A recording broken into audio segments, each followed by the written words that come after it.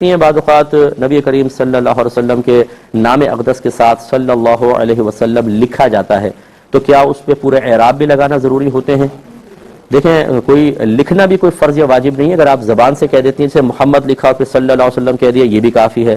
لکھ دینا اچھا افضل اور اولیٰ ہے، اور اس میں کوئی اعراب وغیرہ لگانا کوئی ضروری نہیں ہے. قرآن حدیثوں کی کتابیں بھری پڑی ہیں، اس میں اکابرین نے عبارات لکھی. یہ تو اب اعراب لگائے جاتے ہیں، ورنہ پہلے دور میں کون اعراب لگاتا تھا؟ وہ زبردست پیش کوئی لگاتے تھے. وہ تو عربی لکھنے والے لوگ تھے، عربی اللسان تھے، تو اس میں سب ایسے درود پاک لکھے ہوتے ہیں. تو اس میں اعراب لگانے سے کوئی فرق نہیں پڑے گا. نہ اعراب نہ لگانا کوئی گناہ کا کام ہے.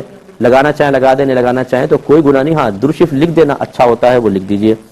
یہ کہتے ہیں کہ اگر کوئی خاتون دوران نکاح طلاق کا حق خود حاصل کرنا چاہیں تو اس کا کیا طریقہ کار ہوگا؟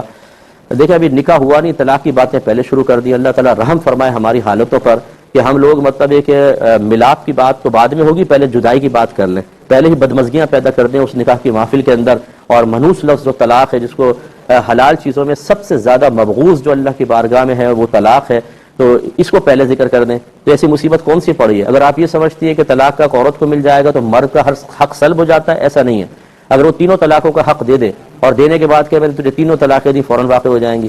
اس طرح کی چیزوں کے بارے میں ہرگز نہ سوچیں. یہ کیوں نہیں سوچتی کہ ہمیں وہ وظیفہ بتائیں، وہ طریقہ بتائیں کہ طلاق ہی نہ ہو، شوہر کو عزت بھی ملے، مجھے بھی عزت ملے، میں کس طریقے سے مطلب سسرال کے معاملات میں صبر و تحمل کے ساتھ چل کر سب کا دل جیت کر اللہ تعالیٰ کی رضا بھی حاصل کر لوں.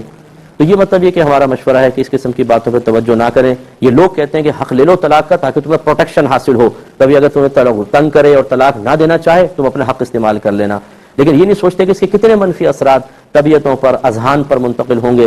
بعض اوقات تو شوہر ضد میں آ جاتے ہیں لڑکے والے کہ اچھا طلاق کا انہوں نے حق مانگا ہے، وہ پہلے سے غصے میں آ جاتے ہیں، بعد میں جا کر پھر اور تنگ کر کے طلاق دے دیتے ہیں. تو اس قسم کی باتیں نہ کریں. بہرحال تفویض طلاق کا مسئلہ یہ ہوتا ہے کہ اگر شوہر چاہے تو اپنی مرضی سے اپنی بیوی کو طلاق کا حق دے سکتا ہے.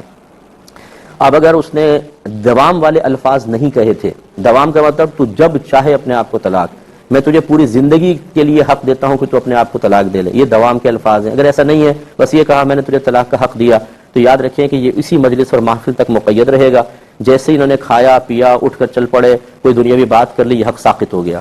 ایک تو یہ بڑی مطلب ہے کہ نادانی ہوتی ہے کہ اس پہ نکاح نامے میں لکھوا دیتے ہیں، وہ بھی ایجاب و قبول سے پہلے بعض اوقات بھر لیتے ہیں. ایجاب و قبول سے پہلے اگر بھر لیں گے تو یہ تو پھر تفویض بھی نہیں ہوگی، کیونکہ ابھی تو میاں ہی نہیں بنا، تفویض کیا کرے گا. اور اگر بالفرض مطلب شوہر کے قبول سے پہلے کیا تو ضائع، اور قبول کے بعد بھی کیا اور دوام والے الفاظ نہیں لکھے ہیں تو جیسی وہ نکاح کی مجلس ختم ہوگی یہ حق ساقط ہو جائے گا.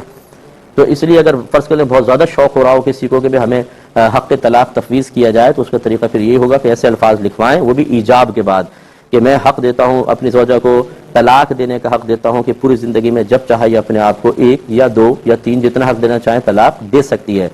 لیکن جیسے میں نے پہلے کہا کہ اس کا مطلب یہ نہیں ہے کہ شوہر سے حق طلاق ساقط ہو گیا، یہ جب طلاق دے گا طلاق دے سکتا ہے، واقع ہوگی.